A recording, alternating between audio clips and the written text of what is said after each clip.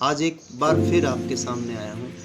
कुछ ऐसे प्राणायाम, कुछ ऐसे योगासन जो अगर हम नित्य प्रतिदिन करें तो हम अपने आप को स्वस्थ कर सकते हैं। और जिनमें से 3 प्राणायाम तो ऐसे हैं जो हमारे शरीर में ऑक्सीजन का लेवल भी बढ़ा देते हैं और बड़े महत्वपूर्ण हैं। इन दिनों डॉक्टर भी सुझाव दे रहे हैं कि कोरोना होने के दौरान और कोरोना से उबरने के दौरान ये प्राणायाम हम अगर करें तो हमारे फेफड़ों में अगर थोड़ा बहुत संक्रमण है या हमारे फेफड़े अगर कमज़ोर हुए हैं तो वो भी ठीक हो सकते हैं। तो आइए सबसे पहले समझते हैं प्राणायाम है क्या। प्राण, ज़्यादातर लोग इसकी संधि इस प्रकार से समझाते हैं कि प्राण प्लस यम। प्राण यानी कि हमारी ऊर्जा शक्ति, जीवन शक्ति, और यम मतलब ठहराव, ठहरना। मगर हकीकत में प्राण प्लस आयम, तो प्राण हमारी ऊर्जा शक्ति, आयम मतलब उसका विस्तार करना। तो प्राणायाम के द्वारा हम अपनी जीवन शक्ति का विस्तार कर सकते हैं। तो सबसे पहला काम तो ये कि हम अपने शरीर का शोधन करते हैं प्राणायाम के द्वारा। तो प्राणायाम कई प्रकार के रहते हैं। कुछ बाह्य प्राणायाम भी है, और जैसे आप सामान्य तौर पे जिनसे हम परिचित हैं, जैसे अनुलोम विलोम, कपालभाति या भ्रस्त्रिका, तो ये तीनों का तो बड़ा महत्व है। अगर हम निरंतर करते हैं, नित्य प्रतिदिन करते हैं, तो हमारे शरीर में ऑक्सीजन का लेवल बढ़ जाता है। और जो एक आदान प्रदान रहता है कार्बन डाइऑक्साइड का और ऑक्सीजन का, तो उसमें भी तीव्रता आती है। कार्बन डाइऑक्साइड हमारी बॉडी से निकलती है और शुद्ध ऑक्सीजन हमारे शरीर में आती है।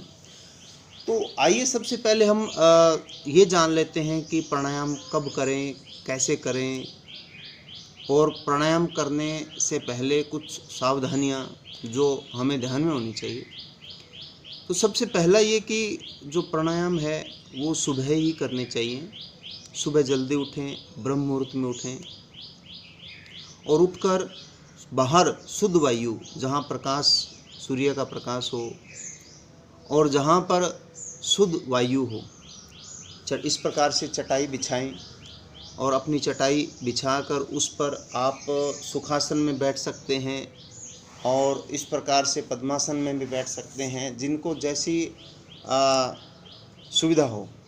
और जिनको घुटनों की तकलीफ़ है, जो नीचे नहीं बैठ सकते, वो लोग कुर्सी पर बैठकर भी कर सकते हैं। तो आइए सबसे पहला मैं आपको बताता हूँ कि सबसे पहले हमने क्या करना है। सबसे पहले हम 3 बार ओम शब्द का उच्चारण करें, 3 बार। और प्राणायाम करते समय हमें ये ध्यान रखना चाहिए कि हमारा सुबह सुबह अगर जब हम उठते हैं तो 1 गिलास पानी पिएं, थोड़ा सा कोसा पानी पिएं और नित्य क्रम से निर्वृत्त होकर ही आप प्राणायाम करें। और हमारा मन इसमें शुद्ध चाहिए। सात्विक बुद्धि से प्राणायाम होते हैं। प्राणायाम में कभी जल्दबाजी नहीं करनी, क्योंकि रिलैक्स करने के लिए होते हैं, तो इसलिए बड़ी सावधानी से। तो सबसे पहले हम ओम शब्द का उच्चारण करेंगे, लंबा गहरा सांस लेंगे और ओम शब्द का उच्चारण करेंगे। ओम।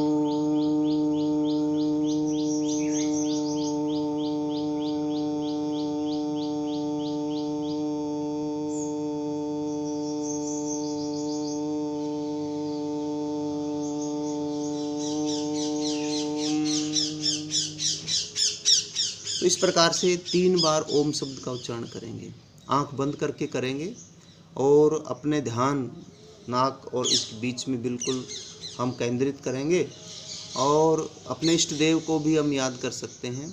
तो इससे हमारी जो एक एकाग्रता है वो बनेगी और ऐसे लगेगा कि जैसे मेरी शरीर के द्वारा, सांस के द्वारा जितने भी टॉक्सिन्स हैं या जितने भी बीमारियां हैं मेरे शरीर से बाहर निकल रही है। मैं थोड़ा थोड़ा करके बताऊंगा क्योंकि समय ज़्यादा लगेगा।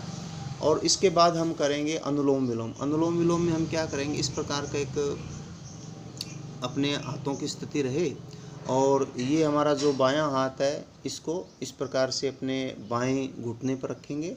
और ये जो रिंग फिंगर है, ये अंगूठा और ये रिंग फिंगर, अंगूठा हमारा इस नासिका को बंद करेगा और बाईं नासिका से हम सांस लेंगे, रिंग फिंगर से ही बंद करेंगे और छोड़ेंगे धीरे से, फिर लेंगे, फिर छोड़ेंगे। तो ये हमारा अनुलोम विलोम, इसे नाड़ी शोधन प्राणायाम भी कहते हैं। हमारी नाड़ियाँ शुद्ध होती है, एक ऑक्सीजन हमारी बॉडी में प्रवेश करती है और रक्तचाप नियंत्रण भी इससे होता है। और हमारी पूरी जो बॉडी है उसका शोधन का काम ये करता है। हमारे फेफड़ों में शुद्ध ऑक्सीजन इससे पहुंचती है, तो या हमारा मेटाबॉलिज्म भी सही होता है, हमारी बॉडी से टॉक्सिन्स भी निकलते हैं। तो अनुलोम विलोम से हमारी पूरे ब्रेन को, हमारी पूरे फेफड़ों को ऑक्सीजन मिलती है। इसके बाद दूसरा जो मैं बताऊंगा आपको वो है कपालभाति।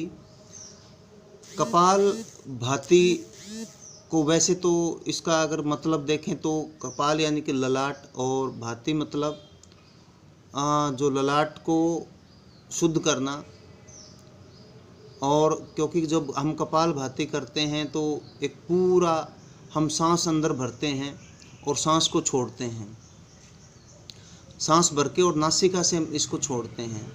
पर इसमें ये ध्यान हमें रखना है, नासिका से हमने छोड़ना तो प्रेशर के साथ है, मगर जब सांस लेते हैं तब हम अपने मांसपेशियों पे जोर नहीं लगाएंगे। तो इस प्रकार से करेंगे इसको।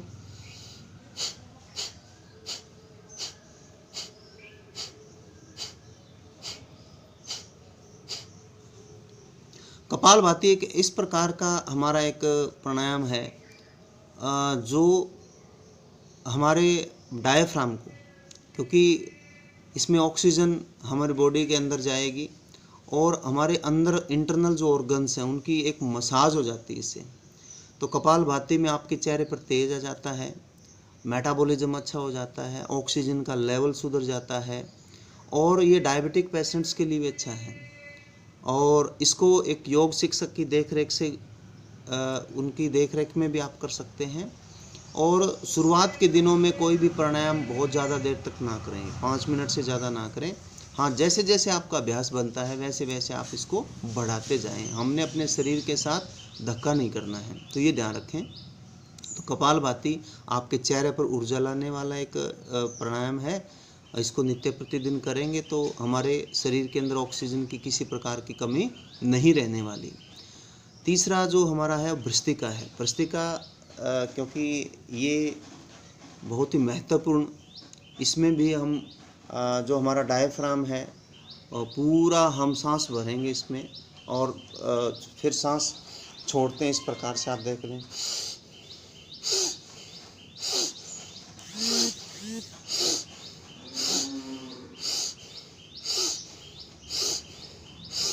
इसमें हमारे कंधे ना हिलें, ये ध्यान रखें। कई लोगों से ऐसा नहीं होता है, तो इस प्रकार से भी कर सकते हैं।